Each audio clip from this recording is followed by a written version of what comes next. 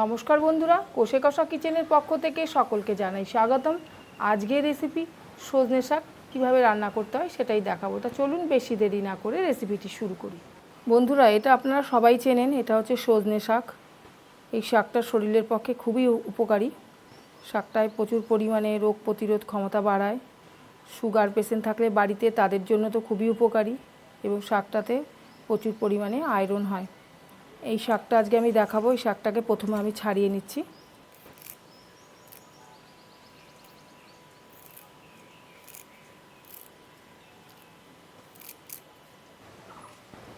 বন্ধুরা, শাকটাকে আমি সুন্দর করে ছাড়িয়ে নিয়েছিলাম, এবার আমি ধুয়ে নিয়ে এসেছি।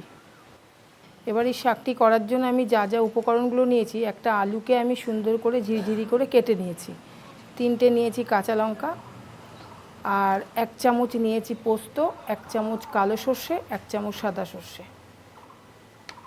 কড়াইতে আলুটা ভাজার মতন পরিমাণ মতন তেল দিলাম। এবার আমি কড়াইতে দিয়ে দিচ্ছি 2-4টে কালো জিরে। আর দিয়ে দেবো আমি কেটে রাখা আলুগুলোকে।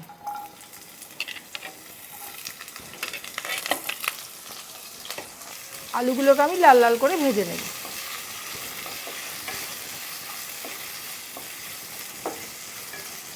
এবার আমি এই মিশ্রণগুলোকে সব একসাথে বেটে নেব।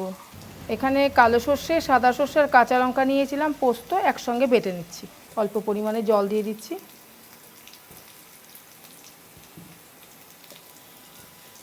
এই যে মশলাটাকে আমি পেস্ট করে নিয়েছি।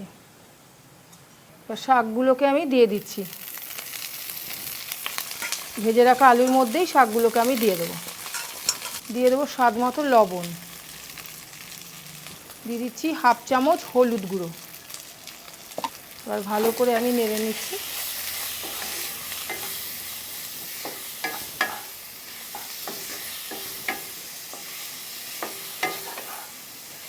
বাড়িতে এইভাবে খেয়ে দেখবেন, খুবই ভালো লাগবে।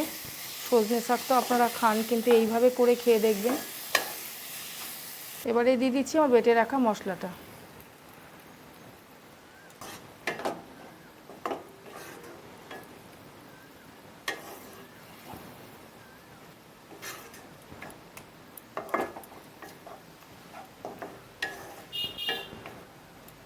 তো 2-3 মিনিট ঢেকে রেখে দেবো, আলুটা সেদ্ধ হওয়া পর্যন্ত। বন্ধুরা, এবার আমি ঢাকাটা খুলে দিলাম। আমার শাকটা সম্পূর্ণভাবে হয়েছে, দেখুন কত সুন্দর হয়েছে, দেখলেই বোঝা যাচ্ছে।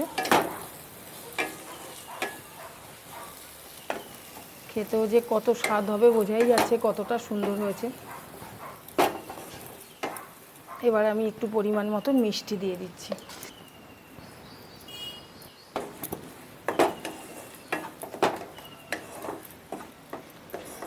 আমার শাক রেডি হয়ে গেছে, এবার আমি নামিয়ে নিচ্ছি।